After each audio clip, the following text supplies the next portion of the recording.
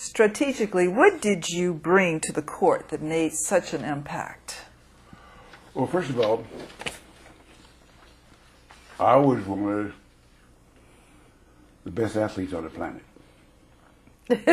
Okay. The reason I say that is I was ranked number 2 and number 3 best high jumper in track and field in the whole world at the time. And This was in 56. in 56. Oh, okay. In fact, I won the Fresno Relays, which is the number one, used to be the number 1 track and field meet on the West Coast. Charlie Doom was the first man to jump 7 feet, and I tied for first place in the open division. Oh. And I ran hurdles and I long jumped. And my vertical was I could get my eyes above the rim. When I jump up straight, I could get my eyes above the rim. And I could touch the top of the backboard. And I could run the 400 meters in the 40s. And I was understood the game. And so I was an athlete that learned how to play basketball. And so my skills were unconventional because I was doing things that no one had seen before. And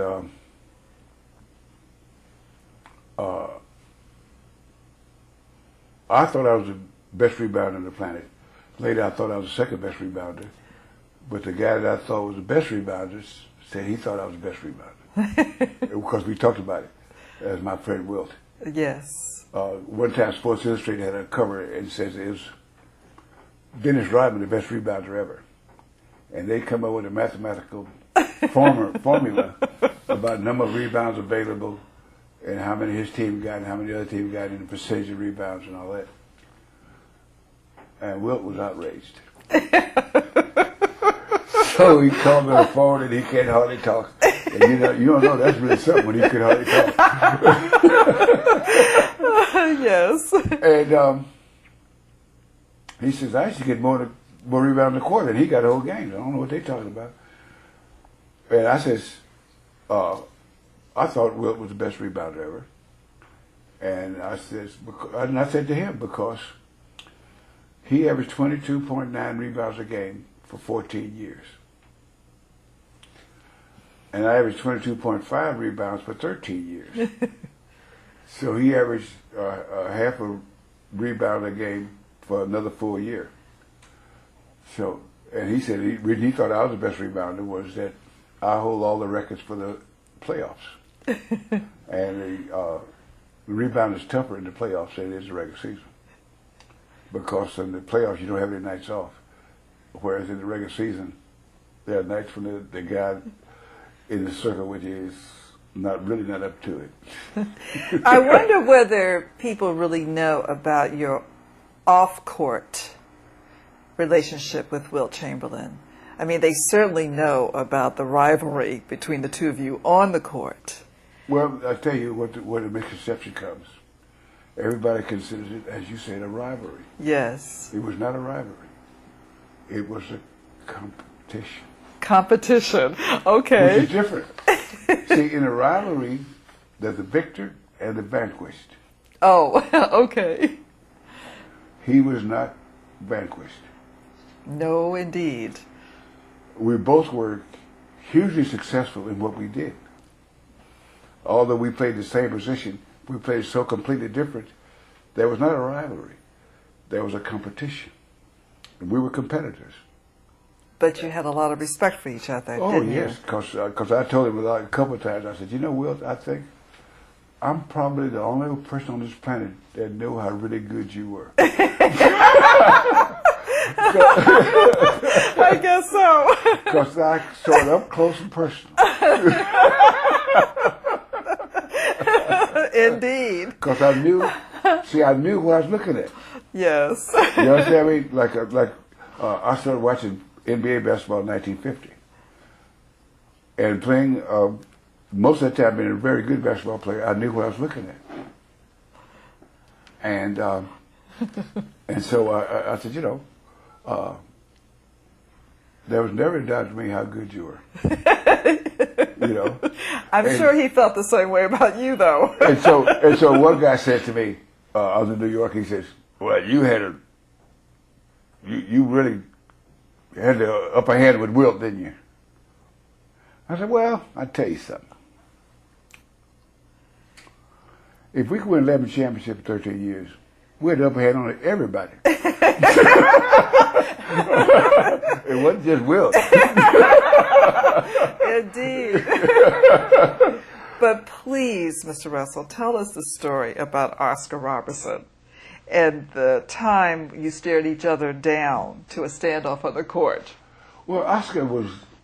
Cincinnati he played for, yes, right? Yes. Oscar Robertson, who I've often said was the best basketball player I've ever seen.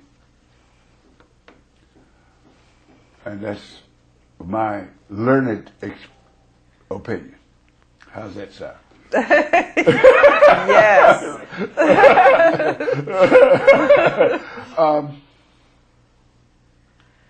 Oscar was so aware of everything going on. So I actually really enjoyed playing against him because Wayne Henry would set a pick and I'd have Oscar 1-on-1. And there were boundaries that only he and I knew about. Like, for example, there's a line there that he and I knew about, nobody else knew about. If he shot behind the line, he could get it. But if he came across that line, he couldn't get it. I'd get it. So, and he knew it, right? And so, like I said, he was just as aware as I was.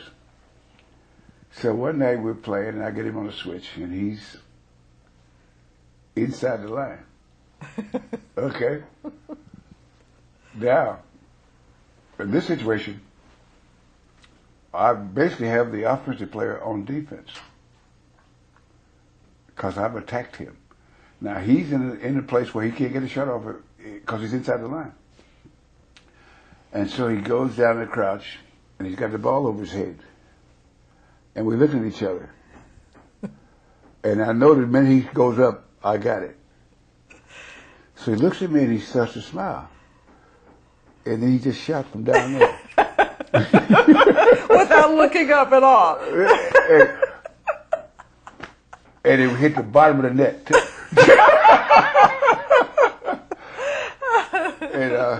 And I had probably 24 encounters with him where I had 1-on-1, and the one that had the last best thought was the one that came out of head. I just, what's really funny is that he was so good, and that, but the better the player, the more I enjoyed playing against him. Yes, he was quite a player. Yeah, because, like, you haven't accomplished anything if you beat a guy that can't play. I guess not. That is funny. So, yeah, well, you beat him, so. Everybody beats him.